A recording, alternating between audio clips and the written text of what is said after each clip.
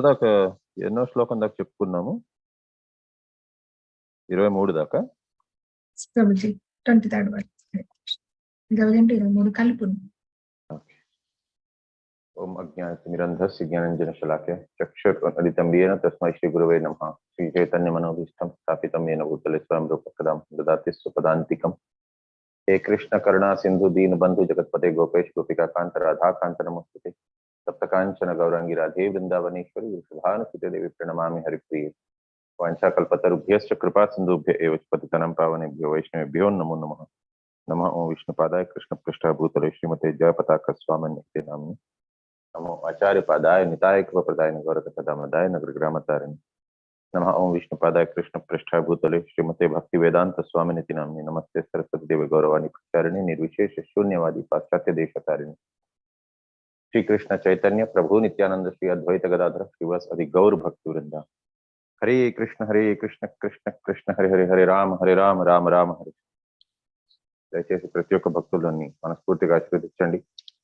సరైన వాక్యాలు సరైన సమయానికి సరైన ఉద్దేశంతో వచ్చేలాగా ఈ రోజు నా గురువు గారైన హిజ్ హోలీనెస్ జయపతాక మహారాజ్ వారు మరియు నా పరమ గురువు అయిన డివైన్ గ్రేస్ ఏసీ భక్తి వేదాంత స్వామి శ్రీ ప్రభుపాదుల వారు నాకు ఎంత మేరాన్ని పలికిస్తారు, నేను ఎంత మేరాన్ని పలుకుతాను.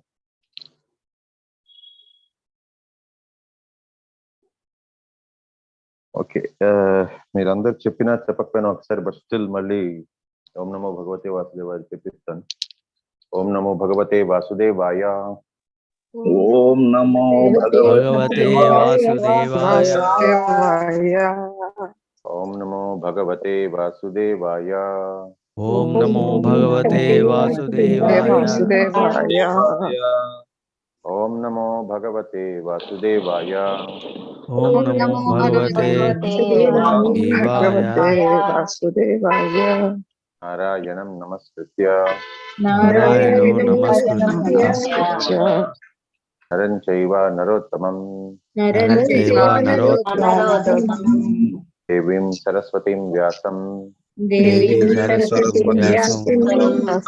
తతో జయముదీరయే.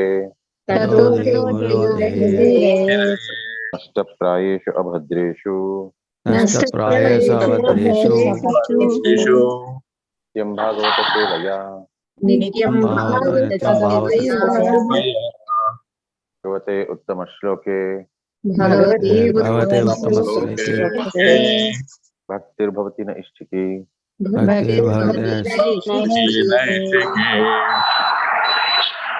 హరే కృష్ణ ప్రభుజీ ప్రణామాలు.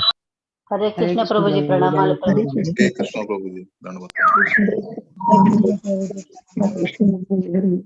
23 దాకా అయింది ప్రభుజీ. Okay okay, Hare Krishna. ప్రతి ఒక్క భక్తులకి భక్తగణాలకి అందరికీ కూడా శిరసాభి వందనాలు. 24వ శ్లోకం, 3వ స్కందం 18వ అధ్యాయం 24వ శ్లోకం. మైనం మాయావినం దృప్తం నిరంకుశమసత్తమం ఆక్రీడా బలభేద్దేవా యథాశీ విషుమోత్థితం. Translation. Lord Brahma continued, my dear Lord, there is no need to play with this serpentine demon who is always very skilled in conjuring tricks and is arrogant, self-sufficient and most wicked.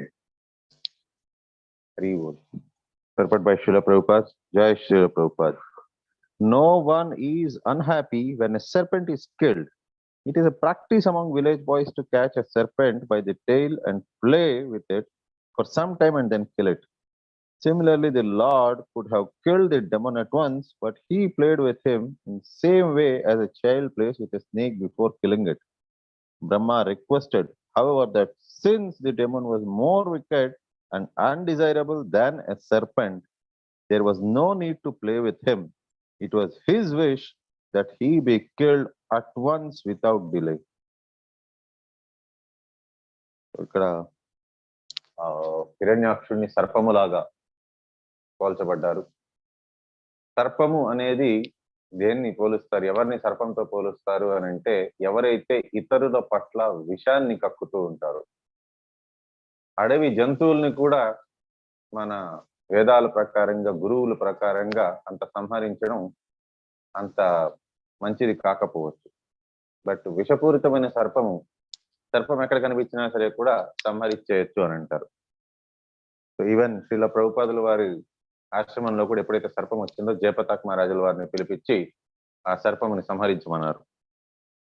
So సర్పము ఎందుకు అని అంటే అది ఇతరుల పట్ల అది ఎప్పుడు విషాన్ని కక్కుతూ ఉంటుంది, ఎప్పుడూ కూడా సాటిస్ఫైడ్ కాదు. ఇక్కడ ఇంకొక వర్డ్ కూడా చెప్తున్నారు, సెల్ఫ్ సాటిస్ఫైడ్ అని. అంటే ఏంటి అని అంటే అది సెల్ఫ్ సఫిషియంట్. సో ఎవరి మీద ఆశ్రయపడవలసిన అవసరం లేదు రాక్షసులకి, దానవులకి.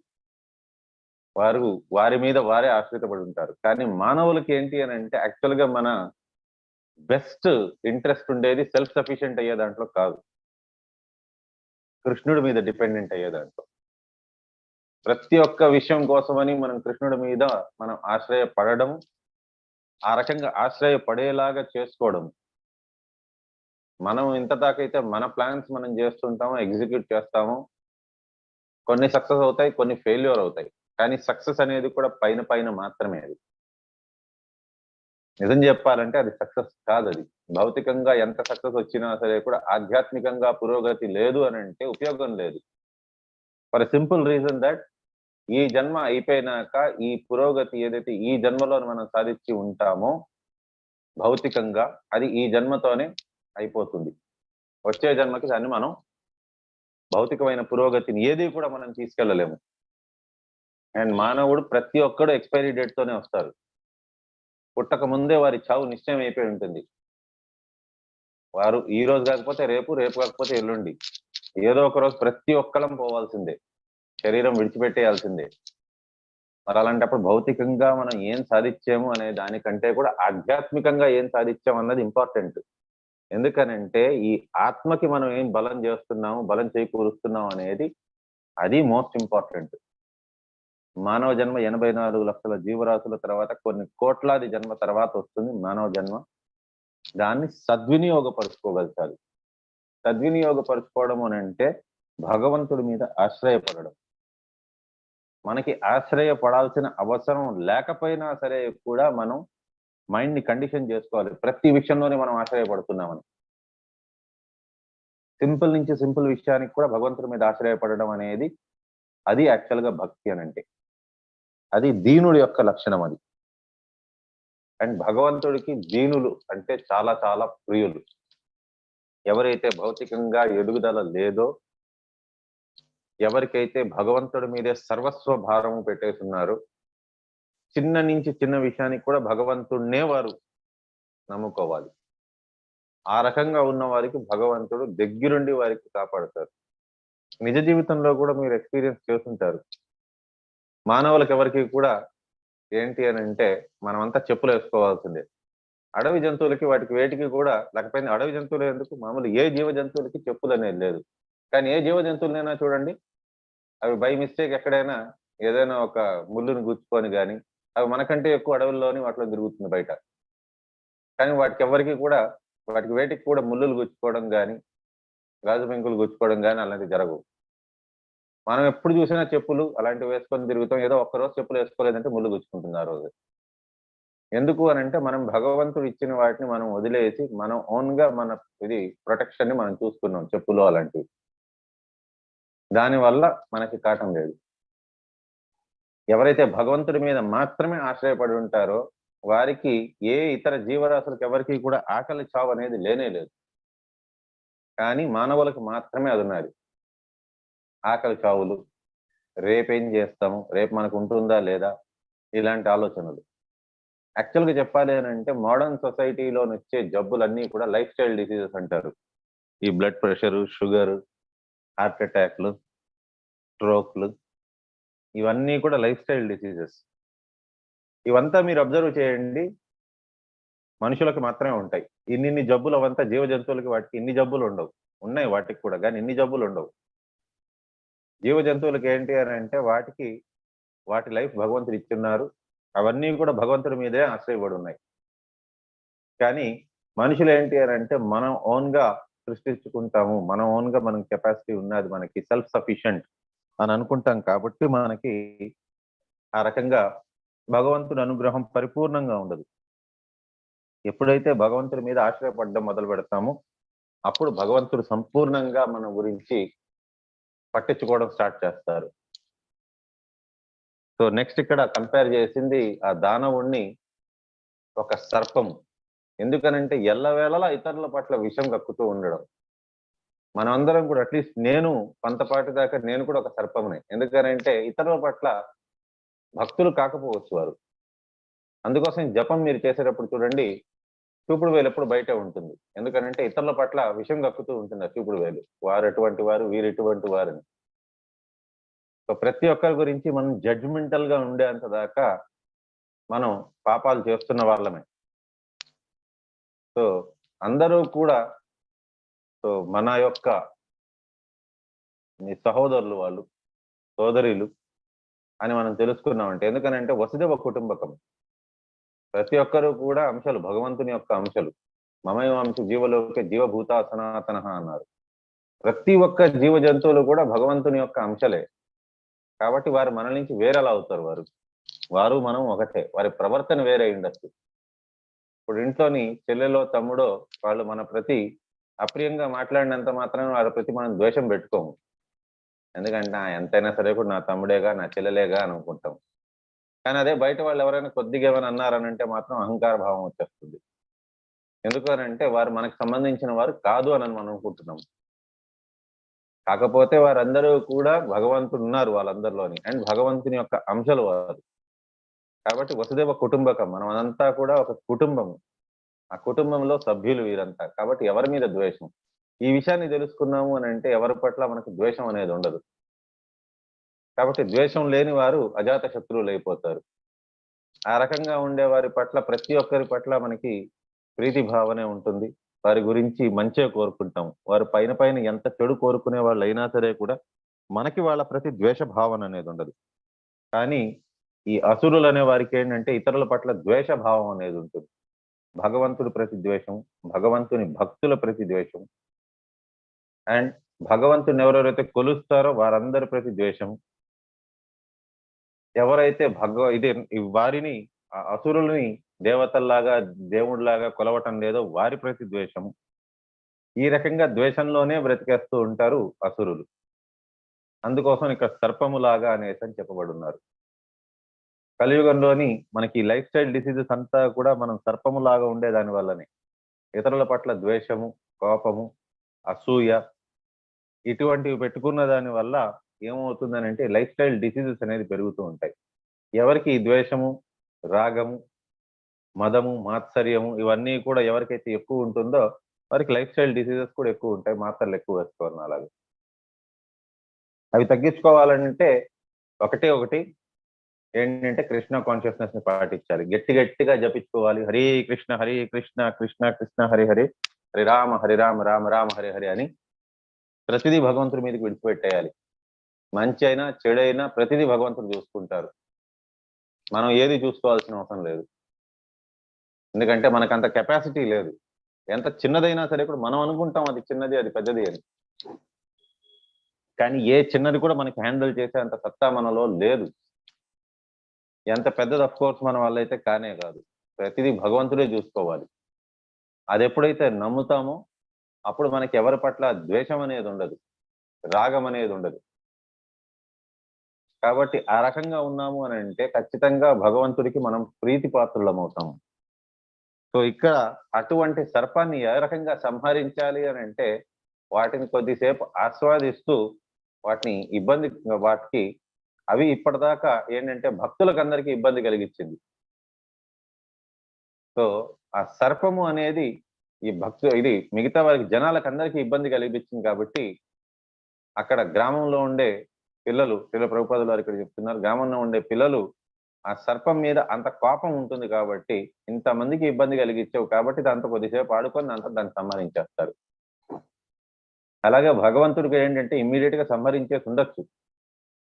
కానీ ఇంతమంది భక్తులకి ఇబ్బందులు కలిగించి వారికి భగవంతుడి నుంచి వేరు చేసేలాంటి ప్రయత్నం చేసి విషము కక్కుతూ ఇతరుల పట్ల ఆ రకంగా అంత ద్వేషంతో ఉన్న దాని వల్ల అటువంటి వారికి ఇమ్మీడియట్ గా సంహరించడం అనేది పనిష్మెంట్ కాదు. అటువంటి వారిని కొద్దిసేపు వారు చేసిన పాపాలను గుర్తు చేయించి వారికి అది ఎందుకు అని అంటే ఇతరులకు కూడా తెలియాలి, ఇతర అసురులకు కూడా తెలియాలి వారు చేసిన పాపాలకి ఏ రకంగా శిక్ష పడుతుంది అని. సో దానివల్ల ఏమవుతుందంటే భగవంతుడు ఎవరి మీద ఫోర్స్ చేయరు. భగవంతుడు జస్ట్ తన యాక్ట్స్, తన లీలల వల్ల మనకి చూపిస్తారు ఏం జరుగుతుంది అని. తెలివైన వాళ్ళు ఏంటంటే దాని నుంచి తెలుసుకుంటారు, భగవంతుడికి శరణాగతి పొందుతారు. తెలివి తక్కువ వారు ఆ పని చేయరు, శరణాగతి పొందరు. ఈశ్వరోహం అహం భోగి సిద్ధోహం బలవాన్ సుఖి అనుకుంటారు. సో హిరణ్యాక్షుడు అటువంటి వారిలోని ఒకరు.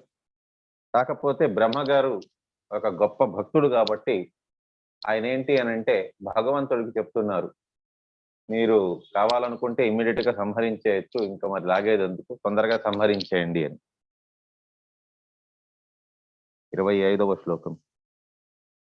నయావదేశ వర్ధేత స్వాం వేలాం ప్రాప్య దారుణః స్వాం దేవా మయామస్థాయ తావజ్జాహ ఖమచ్యుత. Translation. Brahma continued, my dear Lord, you are infallible. Please kill the sinful demon before the demoniac hour arrives and he presents another formidable approach favorable to him. You can kill him by your internal potency without doubt. ఇక్కడ మనకు తెలిసిపోయింది, భగవంతుడు సంహరించాలంటే, దుష్ట శిక్షణ చేయాలంటే భగవంతుడే రావాల్సిన అవసరం లేదు. భగవంతుని యొక్క శక్తి చాలు, సామర్థ్యం చాలు, అంతరంగిక శక్తి. సో అంతరంగిక శక్తిని భగవంతుడు ఆహ్వానించారంటే అంటే మనకి యోగమాయ, అంతరంగిక శక్తి అని అంటే యోగమాయ చాలు సంహరించేసే దానికోసం. దీన్ని బట్టి మనకి ఇంకోటి కూడా తెలుస్తుంది, సీతాదేవి కూడా యోగమాయ అని, అంటే రాధారాణి ఆర్ సీతాదేవి.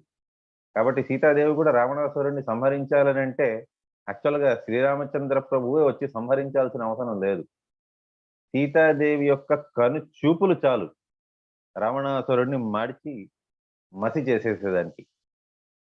సో ఆ రకంగా యోగమాయ చాలు. ఇక్కడ అది ఎవరో సాధారణమైన మానవుడు చెప్పటం లేదు, పరమపిత బ్రహ్మ చెప్తున్నారు. You can kill him by your internal potency without doubt. ఇది కూడా చెప్తున్నారు, సంశయమే లేదు దాంట్లోనని. సో అంటే దాని అర్థం ఖచ్చితంగా బ్రహ్మగారు చెప్తున్నది అతని యొక్క శక్తి సామర్థ్యాల వల్ల అతను చేసిన తపస్య ఫలితం రూపంలోని ఆయనకి తెలుసుకున్నారు సర్వంగా భగవంతుడిని, సర్వము తెలుసుకున్నారు భగవంతుడి గురించి. సో బ్రహ్మ సంహిత కూడా రాశారు అతను బ్రహ్మ.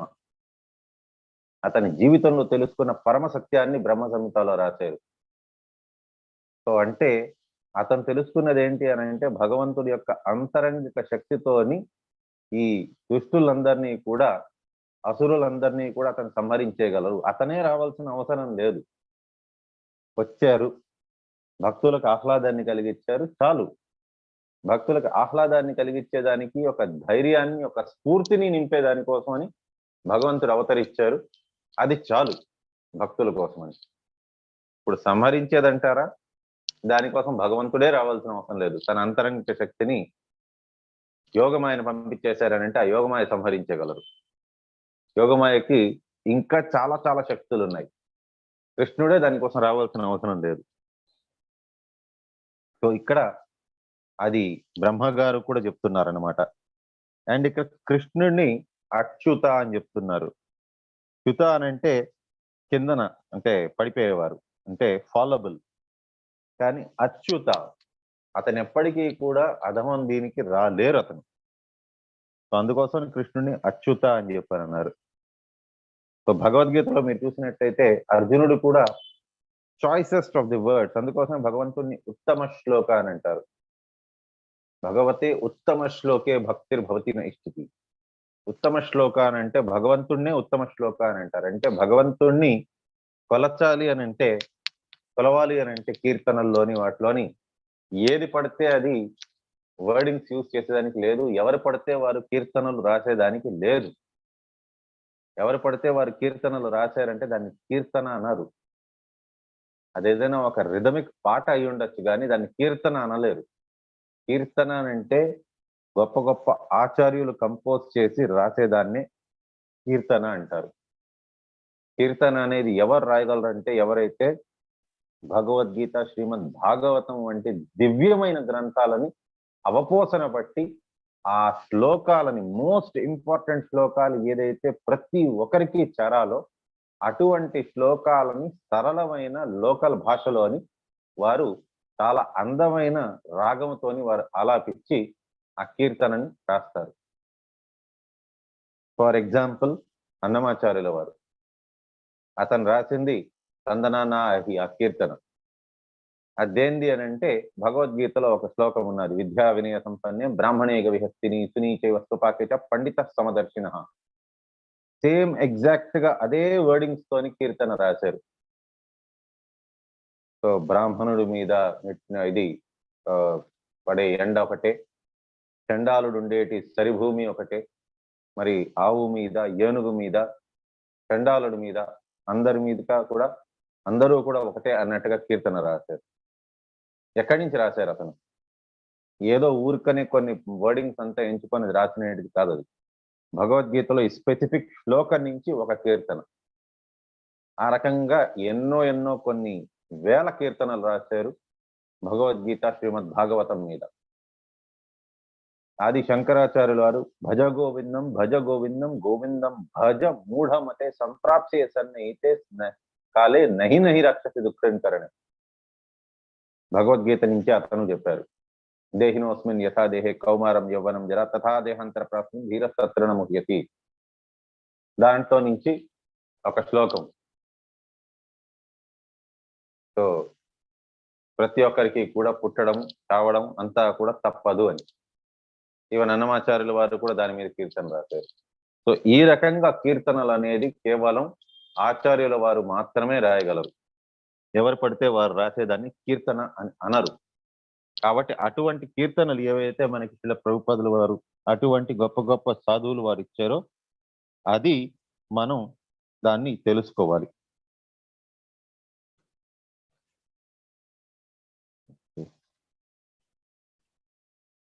ఇరవై 26వ శ్లోకం అవ్వలేదు కదా మాతాజీ? ప్రభుజీ ఇంకా 26వ శ్లోకం అవ్వలేదు కదా మాతాజీ? ఓకే, 26వ శ్లోకం. ఏషా ఘోరతమా సంధ్యా లోకచ్ఛంబత్కరీ ప్రభో ఉపసర్పతి సర్వాత్మాన్ సురాణాం జయమావహ. My Lord, the darkest evening which covers the world is fast approaching. Since you are the soul of all souls, kindly kill him and win victory for the demigod. So, ఇక్కడ darkest evening అంటున్నారు, అతి చీకటి కలిగిన సాయంత్రము అని. ఎందుకనంటే అటువంటి రాక్షసుడు సంహరించబడుతున్నారు.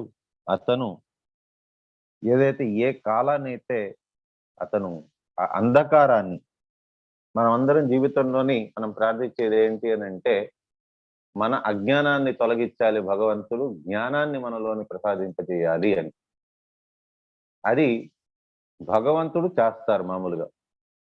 కాకపోతే ప్రతిసారి భగవంతుడు రావాల్సిన అవసరం లేదు, అతను తన రిప్రజెంటేటివ్ ని పంపిస్తారు. సో మోస్ట్ ఇంటిమేట్ రిప్రజెంటేటివ్స్ ని పంపిస్తారు గురువు రూపంలోని. కాదు, ఒక గురువు రూపంలోని వారిని పంపిస్తారు. వారు వచ్చి మనకి అజ్ఞానాన్ని తొలగిస్తారు, మనకి జ్ఞానం అనే ఆ దీపాన్ని వెలిగిస్తారు. జ్ఞాన దీపేన భాస్వత. సో భగవంతుడు అహం అజ్ఞానజం తమః, ఆ తమో గుణాన్ని, ఆ అజ్ఞానాన్ని, తమ రూపంలో ఉండే అజ్ఞానాన్ని నాశనం చేసి జ్ఞాన రూపైన దీపాన్ని వెలిగిస్తారు ఒక గురువు రూపంలో వచ్చి.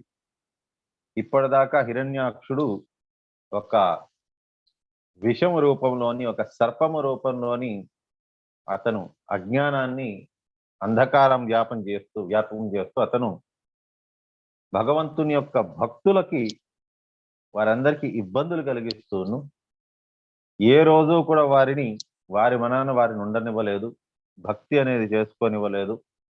వారికి మాత్రమే భూమండలం మీద అధికారం ఉన్నది అనేసి ఇంతకు ముందు ఏ రకంగా అయితే భగవంతుడితో చెప్పారో దాన్ని నిజమే అని భావిస్తూ భూమండలంలో ఉండే ప్రతి ఒక్కరికి కూడా ఇబ్బందిని కలిగిస్తూ, అది కూడా దేనికోసము అని అంటే అతని ఆహ్లాదం కోసం అని. భగవంతుడు ఏ కార్యం చేసినా సరే కూడా, ఏ లీల చేసినా అది భక్తులకు అందరికీ ఆహ్లాదాన్ని ఇస్తుంది. భగవంతుడికి ఆహ్లాదం ఇచ్చేదానికోసం చేయలేదు భగవంతుడు, భక్తులకు ఆహ్లాదం ఇచ్చేదానికి. ఫ్యాక్ట్ ఏంటి అని అంటే మనందరికీ కూడా ఎవరికి భగవంతుడు మనకి అంతు చిక్కరు, మనకి దొరకరు. కాకపోతే భగవంతుడు ఎవరి ఆధీనంలో ఉంటారంటే భక్తుల ఆధీనంలో ఉంటారు. భక్తులు ఎలా చెప్తే ఆ రకంగా చేస్తారు భగవంతుడు, ఆ రకంగా చేసేదానికి సిద్ధంగా ఉన్నారు. అటువంటి భక్తుల కోసం అని భగవంతుడు ఎల్లవేళలా తయారై ఉంటారు. అటువంటి భక్తులకి గాని ఒకవేళ భగవంతుడే సాక్షాత్తు ఒకవేళ సేవ చేసుకోలేకపోతే, అటువంటి భక్తులకి భగవంతుడే ఒకవేళ దూషించే పరిస్థితే వస్తే, భగవంతుడు శ్రీమద్ భాగవతంలోనే చెప్పారు, తన చేతులని తలే తెగనరుక్కునేదానికి వెనకాడరు అని. భగవంతుడికి అంత ప్రీతి భక్తులంటే. అటువంటి ఆ భక్తులని అంధకారంలో ముంచేసిన ఈ రాక్షసుడు హిరణ్యాక్షుడు, అతను అజ్ఞానాన్ని పంపిణీ చేశారు. అతను అన్ని భక్తులకి ప్రతి ఒక్కరికి కూడా ఇబ్బందుల్ని సృష్టించారు. వారెవరిని కూడా వారి యొక్క కర్తవ్యాన్ని వారిని చేసుకోనివ్వలేదు. జీవుని యొక్క కర్తవ్యం ఏంటి? జీవేర స్వరూప హోయ్ నిత్య కృష్ణదాస్. సో ప్రతి ఒక్కరికి కూడా ఇది స్వరూపం, ఇది లక్షణం. ఇది చక్కెర యొక్క లక్షణం తీయగా ఉండడం, అగ్ని యొక్క లక్షణం ఉష్ణాన్ని ఇవ్వడం, ప్రకాశాన్ని ఇవ్వడం. అదే రకంగా జీవుని యొక్క లక్షణం ఏంటి అని అంటే, వారి ధర్మం ఏంటి అని అంటే, వారు కృష్ణుని యొక్క భక్తులు, దాసులు. వారు ప్రతి ఒక్కరూ మనం అంతా దాసులం. అది నిజస్వరూపంలోనే మనం కృష్ణుని యొక్క దాసులు. కానీ అలాంటప్పుడు మనం భక్తులు అయినప్పుడు మరి మనం ఏం చేయాలి? భక్తునిలాగా భగవంతుడికి మనం శరణాగతి పొంది భగవంతుడికి మనం సేవలు చేసుకోవాలి. ఎప్పుడైతే మనం తెలుసుకుంటామో మన తల్లి తండ్రి ఎవరు అనేసి, మనం మొట్టమొదటిగా మనం చేయాల్సింది ఏంటంటే వాళ్ళకి సేవ చేసుకోవడం, తల్లిదండ్రులు. సో ఈ రకంగా భక్తుని యొక్క లక్షణం భగవంతునికి సేవ చేసుకోవడం, తనకి దాసుడుగా ఉండడం. కానీ ఆ కర్తవ్యాన్ని చేయనీయకుండా ఆపుతూను హిరణ్యాక్షుడు. కాబట్టి అజ్ఞానం అంధకారంతో కూడిన సాయంత్రము అని అంటున్నారు. అసుర వేళకు వచ్చే కంటే ముందే అతన్ని సంహరించేయండి. శుభస్య శీఘ్రం అంటారు. ఎంత తొందరగా జరిగితే అంత మంచిది. కాబట్టి ఈ పనిని దయచేసి మీరు చేయండి. అండ్ భగవంతుని యొక్క ఇంకొక లక్షణం ఏంటి అని అంటే, ఈ రకంగా చేసిన తర్వాత అంటే భక్తులకు ఆహ్లాదం కలిగించే లాంటి విషయాన్ని చేసిన తర్వాత భగవంతుడు ఎప్పుడు దాని కీర్తిని భగవంతుడి దగ్గర పెట్టుకోవాలి. ఆ ఆహ్లాదాన్ని భక్తులకు పంపిణీ చేసి వారికి పంచేసి వెళ్ళిపోతారు. సో ఇదంతా చేసేది ఎవరి కోసం అని అంటే ఇక్కడ క్లియర్ గా తెలుస్తుంది, భగవంతుడికి ఆయన ఏమీ చేయలేదు. భగవంతుడిని ఎక్కడ కూడా ఉద్దేశపూర్వకంగానో అనుద్దేశంగానో తెలుసో తెలియకనో భగవంతుడికి ఇబ్బంది కలిగించిన దాని వల్ల కాదు. దేవీ దేవతలు ఎవరైతే భగవంతుని యొక్క భక్తులో వారి ఆహ్లాదం కోసమని ఇక్కడ సంహరిస్తున్నారు. వారి కోసమనే ఈ యుద్ధాన్ని గెలవాలి అని సంకల్పించుకున్నారు. వారి కోసమనే ఈ అసురుణ్ణి సంహరించాలి అని సంకల్పించుకున్నారు. సో వారి కోసమని మాత్రమే ఈ కంకణం కట్టుకున్నారు. అదే భక్తులు లేకపోయి ఉంటే, ఆ దేవీ దేవతలు ఎవరైతే భక్తగణులో వారే గాని పిలవకపోయి ఉంటే, వారికే గాని ఇబ్బంది కాకపోయి ఉంటే భగవంతుడే అవతరించవలసిన అవసరం ఉండేదే కాదు, వచ్చేవారే కాదు. భగవంతుడు వచ్చిన ఏకైక కారణం ఏంటి అని అంటే భక్తులకి ఆహ్లాదం ఇచ్చేదానికి. అది ఏ రూపంలోనైనా కావచ్చు. మీరు ఏ అవతారమైనా తీసుకోండి భగవంతుడిది, మత్స్య కూర్మ వరాహ, ఏ అవతారం తీసుకున్నా సరే కూడా భగవంతుడు అవతరించినది ఈ లోకంలోని కేవలం అంటే కేవలం తన భక్తులకి ఆహ్లాదాన్ని కలిగించేదానికి. హిరణ్యకశిపుని సంహరించేదాని కోసమని భగవంతుడు నరసింహ అవతారం తీసుకొని ఒక స్తంభంలోంచి రావాల్సింది వచ్చింది. భగవంతుని ఏం పట్టింది స్తంభంలో నుంచి వచ్చేదానికి. కానీ ప్రహ్లాద్ మహారాజ్ యొక్క మాటలు తప్పు కాకూడదని చెప్పని అక్కడ ఆవిర్భవించారు. హిరణ్యాక్షుడు ఎవరైతే దేవీ దేవతలకు ఇబ్బందులు కలిగిస్తున్నారో వారి పరిరక్షణ కోసమని భగవంతుడు ఆఖరికి శూకర రూపం తీసుకోవాల్సి వచ్చింది. శూకరం అనేది సర్వసాధారణంగా అంతగా ఎవరు మెచ్చుకోరు. ఎందుకనంటే అన్క్లీన్ గా ఉంటుంది. అన్క్లీన్ అవి వాటి ఆహారం కూడా అన్క్లీన్ గా ఉంటుంది. కానీ అయినప్పటికీ కూడా అటువంటి రూపాన్ని కూడా తీసుకునేదానికి భగవంతుడు వెనకాడలేదు. ఎందుకు అని అంటే భక్తుల కోసమని. సో ఈ రకంగా ఏ అవతారం తీసుకున్నా సరే కూడా భగవంతుడు భక్తుల ఆహ్లాదం కోసమని మాత్రమే భగవంతుడు అవతారాన్ని తీసుకున్నారు. సో కాబట్టి ఆ ఆహ్లాదాన్ని ఇచ్చేదాని కోసమని ఇక్కడ బ్రహ్మగారు మళ్ళీ ప్రార్థిస్తున్నారు. దయచేసి మీరు సంహరించండి. ఆ సంహరించిన తర్వాత ఎవరి కోసమని అంటే ఈ దేవీ దేవతలు ఎవరైతే నిత్యం వారు మీ భక్తులుగా ఉన్నారో వారి ఆహ్లాదం కొరకు, వారి పరిరక్షణ కొరకు మీరు దయచేసి వీరిని సంహరించండి అంటున్నారు. సో మనం ఇక్కడతో విరామం తీసుకుందాం. వంశాకల్పతరుభ్యశ్చ కృపాసింధోభ్య ఏవ చ పతితానాం పావనేభ్య వైష్ణవేభ్యో నమో నమః. అనంత కోటి వైష్ణవ వృంద की जय हो. नमाचार्य श्री हरिदास ठाकुर की जय हो.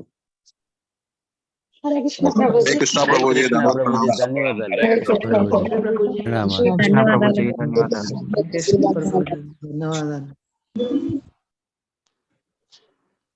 हरे कृष्ण माता जी. हरे कृष्ण प्रभु जी. మాతాజీ లైవ్ అర్థాలు ఇవి చెప్పిద్దామా? ఇది అయిపోయింది శ్లోకం. మాతాజీ లైవ్ ఆఫ్ చేస్తారా? హరే కృష్ణ. శాంతుల మాతాజీ నాకు తెలియదు.